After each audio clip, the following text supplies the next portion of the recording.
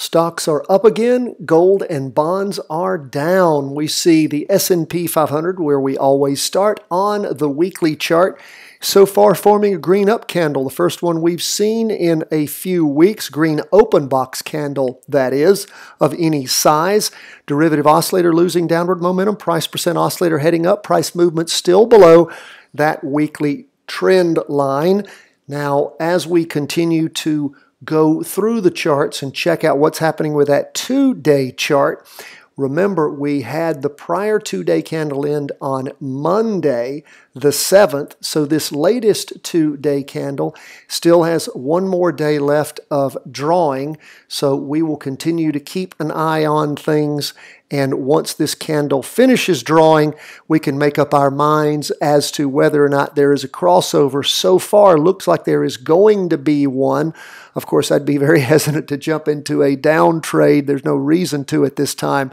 And unless there is a huge pullback on Wednesday, it is not likely that that's going to change. But again, we're careful. We don't call it until the candle is drawn. That's one of the rules of using candles, whether you use Heikin Ashi candlesticks like we do or the traditional candlestick. So the derivative oscillator moving up quite strongly. Price percent oscillator appears to be crossing over, going up.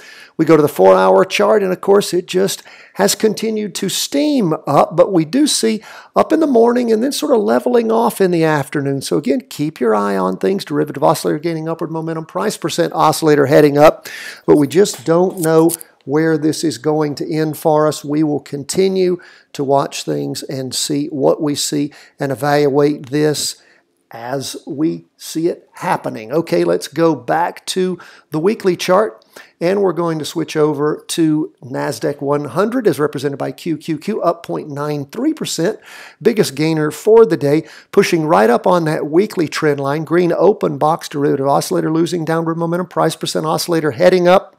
And again, if it blows through the weekly trend line, that's a bit of a small bell going off.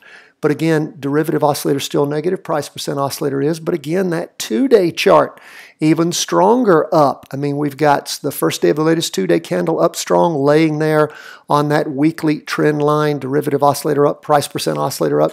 So we may be out of the range of any crossover going down at this point on that 2-day chart. So that would take us out of being able to do a down play. But let's see how things go on Wednesday before we make that call. What do we see on the 4-hour chart? Again, somewhat similar, up strong in the morning and pretty much leveling off in the afternoon. Derivative oscillator gaining upward momentum, price percent oscillator heading up.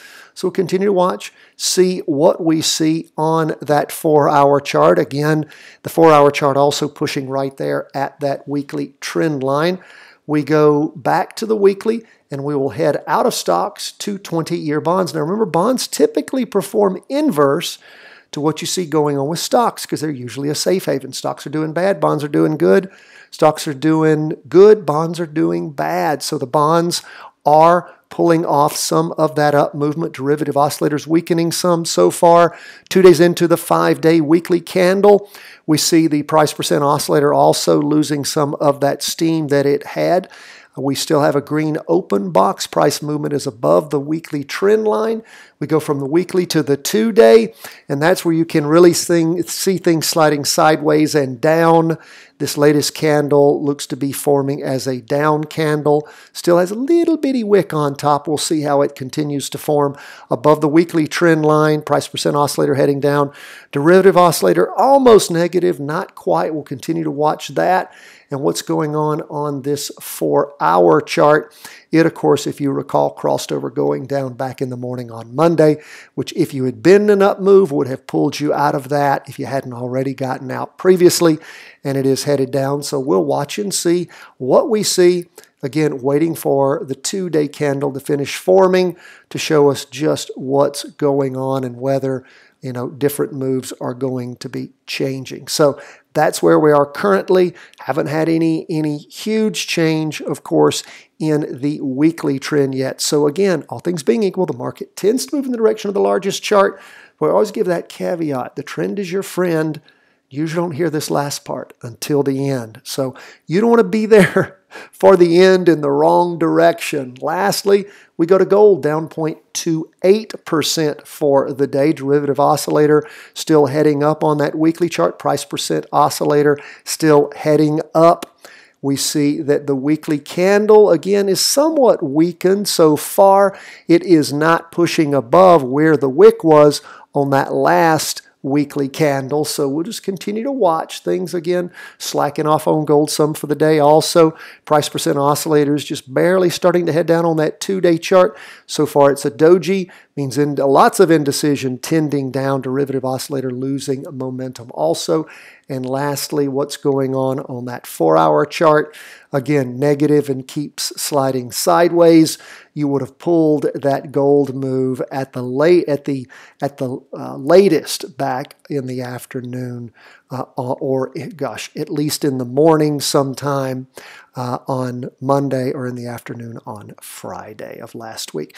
That's sort of where we are, folks, as things continue in gold to slide sideways.